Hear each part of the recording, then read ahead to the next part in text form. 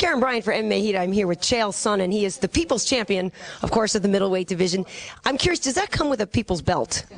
It certainly should, shouldn't it? But no, unfortunately not. That piece of tin is still out in Brazil, but I'm going to claim it real soon. Well, you've been kind of going on a little bit of a victory lap. We've seen more of you lately than we have in quite some time. So how has life been since the win over Brian Stann? I mean, life's the same for me every day. My dog wakes me up way too early and wants to go for a walk. I work out a couple times a day, coach the kids, and take care of stuff in between. So my life never changes. It's the same every day. And did you think that that fight was something that you needed to prove to people? I mean, you were very definitive in your victory in that. Do you think that that was something that you know put a stamp on your point that you should be next again for Anderson? Well, there's no question who's next. You know, for the championship, there is nobody else, and there's no argument.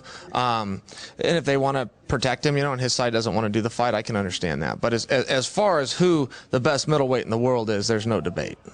So yeah, you think? I mean, you've obviously been very, very outspoken about it. You think he's ducking? You think he's running? Well, I know he's ducking and running. I call him out. He stays in his seat. Look, he's not from a culture that does that. You challenge a Brazilian to a fight, you're going to be fighting him. It's much like me. You challenge me to a fight, you're not going to do it twice because we will be fighting right now. I call him out, and he covers his mouth like a little fancy boy. I mean, what is that? You know, if Joe Rogan hadn't taken the mic out of my hand, what I would have said is, Anderson, I want your answer. If you accept my terms, I'll wait till February. And if you don't, I'm going to whip your ass right here in Houston right now. Well, I talked to Dana about it yesterday, and, you know, whether or not that fight was going to happen. And he seems to be leaning toward it. I mean, is that what you're hearing, that you think is going to happen? I think the fight's going to happen, but I'm not losing sleep over it either way. Look, I'm not a bully. If a guy doesn't want to fight, I'm not going to continue to tell him to fight. You know, if he's got his reasons and he doesn't want to fight, well, then I don't want to fight him either. The problem is he's got a belt that I want. So he can surrender that belt and hand it over, or I'm going to come and take it. But either way, I'm taking that championship belt. We don't have to fight. I would much rather settle this diplomatically. But these are my terms. Give me the belt, or I'm going to come take it.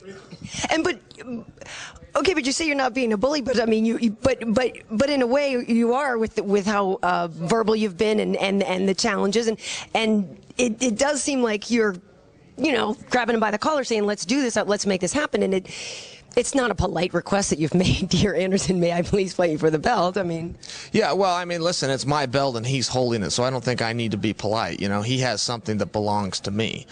You know, the other side of it is, what a phony. You know, I got to sit back and hear that this guy's won 13 fights in the UFC. Well, give me his schedule. I'll go beat all those 13 guys. He beat a math teacher to win the championship, so they rematched him against the same math teacher that he just beat. I mean, how hard is it to rack up 13 wins when you're doing it that way? So you don't think Rich Franklin is that great?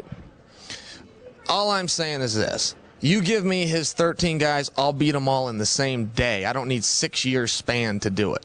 Okay. Well, so if you don't get the Anderson fight, who do you think should be next for you then?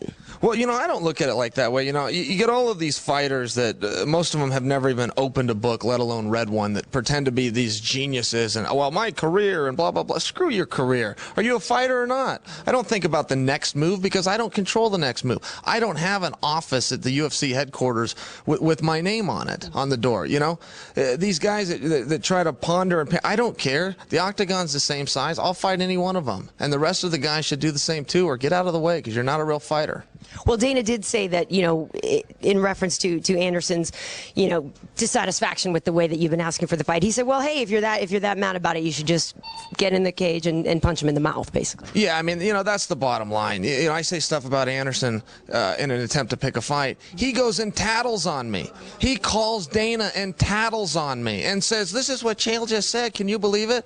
And I think Dana's in the same spot as me going, well, Anderson, we can do something about that. You know, if you got a problem with this guy, as it turns out in this industry, I can help you do something about that. And, you know, again, he wants to sit there and fight with guys like Bisping. He called out Michael Bisping. Are you aware of that? Okay, when you're the champion, you don't call people out. You get called out. When you're the champion, you take on all comers. You don't point your finger, you know, like this is a Don King promotion. We're trying to protect guys. You know, you fight all comers. The second thing, Anderson's supposedly, you know, on the injured list. You know, oh, I got this bad shoulder. What are you calling guys out while you're hurt for? You know, the first guy to ever call someone out while hurt is Vitor. And now Anderson's like, oh, I'll just call somebody while I'm hurt too, you know? It's like I had this run-in with Vandalay one time. He gets in the car, he's on a cane, he can barely stand, and then he wants to point a finger in my chest, you know, while he's an invalid. It's like, you know, I guess, you know, you guys are these tough guys on TV and behind the scenes. You're just a bunch of wimps. Well, speaking of Vitor, you guys had a little bit of a Twitter exchange going back and forth. You know, Vitor saying he'd love to kick your ass too, but, you know, believes that you should actually get the fight with Anderson before he does. So, what, you know, how do you feel about Vitor? Obviously not so great, right? Yeah, well, you know, and not bad either. You know, I mean, good for Vitor. If he wants a fight, he should come out and ask for it. I do the same thing. You know, but unlike Anderson, I will fight you, Vitor. You know, if you want a piece of me, it's as simple as just say my name. You know, I'm like Destiny's Child. Say my name, baby. Just say my name. I'll be there. I remember that song. That was good. Say my name, say my name. Hey, you're moving. That's pretty good. It's not bad. That's not bad. So seems better than me singing, though. I'll tell you, Karen. Yeah, all right. So, Chael, let's talk about what you do in the downtime. Is there time when you're not training? What do you do for fun? What's fun for you, you know, other than calling people out and kicking some butt? Everybody wants to know what old Chael does. Yes. I do as I damn well please. That's what I do. Okay, well, that's pretty good. So what do you do, you know, while you're in Vegas? Are you a gambler? You know, I like to gamble, but I don't do a whole lot. I usually hang out in the room. You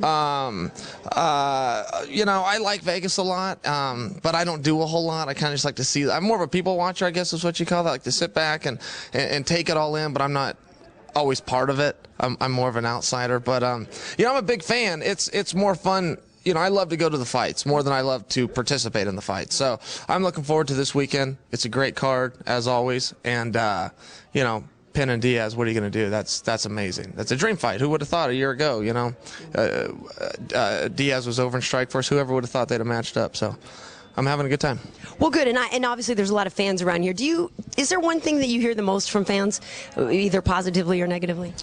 Oh, I only hear positive things. I've never been insulted by a fan, and it would be okay if you did insult me. That's you buy a ticket, you can do whatever you want. You don't have to cheer. You can also boo. But no, I mean, I like to meet the fans and say hello. And we got a lot of Canadian fans in town. I keep meeting people. I hear a little something in their accent. I say, hey, where are you from?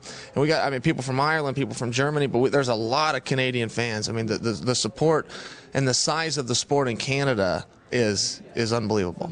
Well, and Dane even said, too, he's looking to take it around the world, even more places, India, China, you know, back to Brazil again, Japan. It's pretty amazing. Oh, I totally agree. Yeah, you know, when he made this prediction years ago of the places that the UFC was going to go, you know, I knew Dana was a capable guy, and I knew he had this big vision. But I thought he was overstepping. I didn't think he could get to where he said he could get as quickly as he could get there. You know, so, I mean, he's one of these guys, he puts out these what appear to be outlandish statements, and then he pulls through. He comes through with it, you know. I mean, the guy is so capable, and he works so many hours. You know, he can accomplish more than the average man, that's for sure. How do you think you do as a politician? Well, I was in public office, and I left public office the only way a person should, in handcuffs. Awesome. Well, Chael, I hope the fight with Anderson Silva happens, and hopefully it's, you know, something big, you know, Super Bowl weekend type thing, and hopefully it's on Fox. Well, I don't. I hope that he takes my warning. I hope he mails me that belt and we forget this whole thing. It'll be a lot less painful. All right, Chael, thanks for taking the time. My pleasure.